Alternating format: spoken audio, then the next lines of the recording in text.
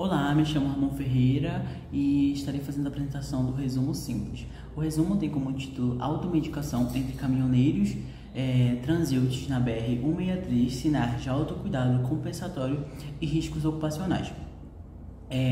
Os autores do resumo são eu que vos falo, Ramon Ferreira, Larissa Silva Araújo, Denilson de Souza e como orientação teve a professora Irinéia de Oliveira Bacelar Simplício.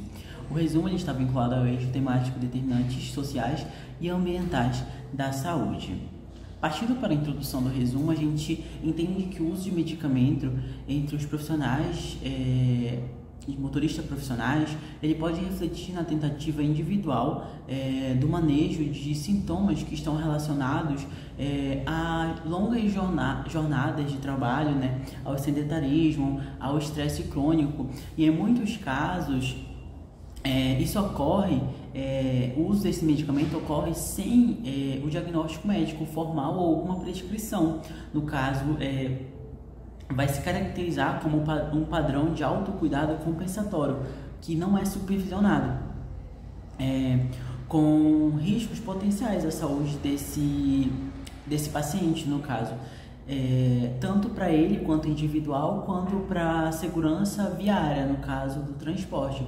E esse fenômeno ele é denominado no estudo de automedicação funcional, que refere-se a uma prática na utilização de medicamentos com base em experiências individuais ou experiências que são orientadas por outras pessoas, são transmitidas informalmente. O resumo ele teve como objetivo analisar a ocorrência de automedicação funcional entre motoristas profissionais da Amazônia paraense e discutir suas implicações clínicas e ocupacionais à luz da ausência de acompanhamento sistêmico pela atenção primária.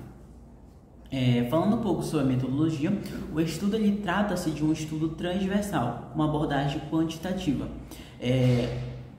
onde ele foi realizado em uma ação interinstitucional na BR-163, no município de Santarém, Pará, vinculado à Polícia Rodoviária Federal, a PRF, à Universidade Estadual do Pará, que é a UEPA, e também à Prefeitura Municipal da cidade. A amostra foi composta por motoristas profissionais abordados em pontos de fiscalização. E a coleta de dados ela foi conduzida por uma equipe que era treinada para fazer esse procedimento e onde ela tinha um formulário estruturado contendo variáveis como variáveis sociodemográficas, informações sobre o uso atual de medicamentos, a presença da autorreferida de diagnóstico médico, ou de hipertensão ou diabetes, além do vínculo com alguns serviços médicos, no caso de saúde, se eles tinham vínculo com algum desses serviços de saúde. E também foi verificado também o uso desses medicamentos individuais, onde esses pacientes não relataram que tinham algum diagnóstico prévio, como, por exemplo, o diagnóstico de diabetes, o diagnóstico de hipertensão, mas simplesmente usavam esses medicamentos para alívio de alguns sintomas que não eram, poderiam estar relacionados a alguma dessas doenças, mas eles não tinham um diagnóstico, mas utilizavam alguns medicamentos. Falando sobre os resultados, entre os 105 participantes, 19 desses motoristas, eles que representam 18,1% deles, relataram o uso de medicamentos, sendo mais frequentes os usos de antihipertensivos, hipoglicemiantes e também os analgésicos.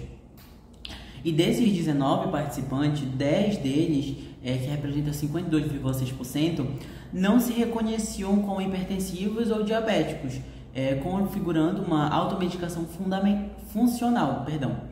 A maioria deles, elas não possuem acompanhamento de algum serviço de saúde. E mais de 50% desses participantes, eles relataram que as suas jornadas de trabalho elas são superiores ou iguais a 8 horas de trabalho diário. Considerações finais, A gente vê que o uso desses medicamentos sem o diagnóstico formal, ele revela fragilidades estruturais na integração entre a saúde do trabalhador e a atenção básica, porque não está ocorrendo. Então, a assistência nesse contexto amazônico, ele acaba sendo uma assistência limitada, não chega a essas pessoas.